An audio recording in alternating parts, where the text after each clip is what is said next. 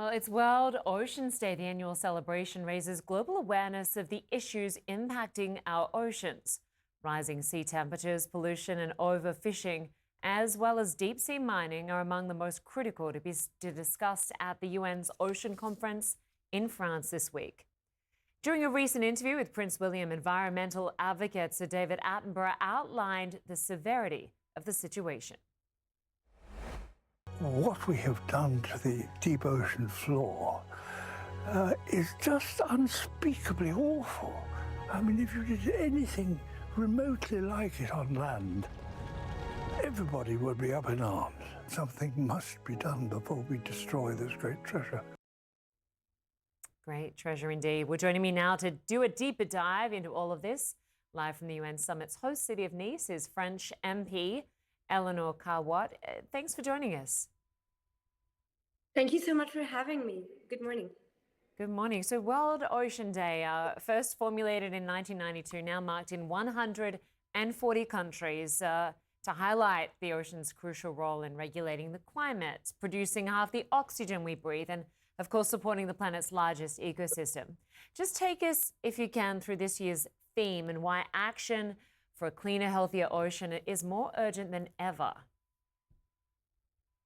Well, yes, you're right. You're absolutely right to remind those figures. They are very telling. What is happening is that there is a rise of global awareness of the importance of the ocean.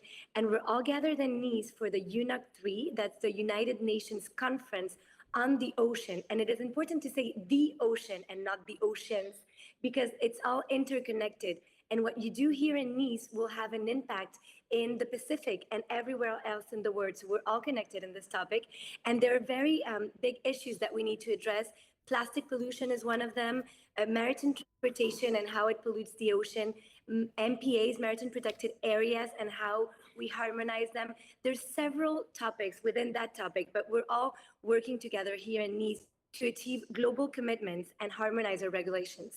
Yeah, and of course, this is the third United Nations Ocean Conference in Nice, and I understand you're going to be hosting a Parliament of the Sea. What exactly is that?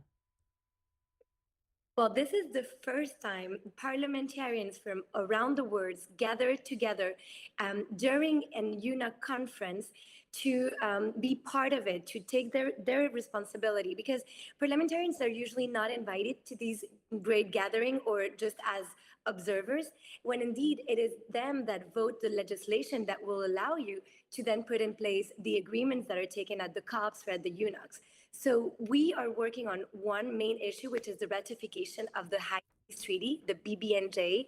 We're still missing a few countries for this treaty to be able to enter into force. And this has been a tremendous parliamentarian work. But there are other aspects and other topics that we need to work together and harmonize our home legislation if we want to achieve results. Yeah, I mean, there's a lot of work to be done.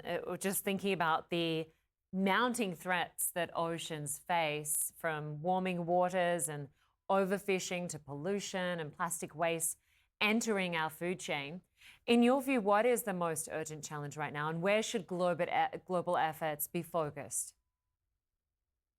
So the high seas is one of them, because the high seas, it's the ocean, the seas that does not belong to any country, that is beyond the national jurisdiction.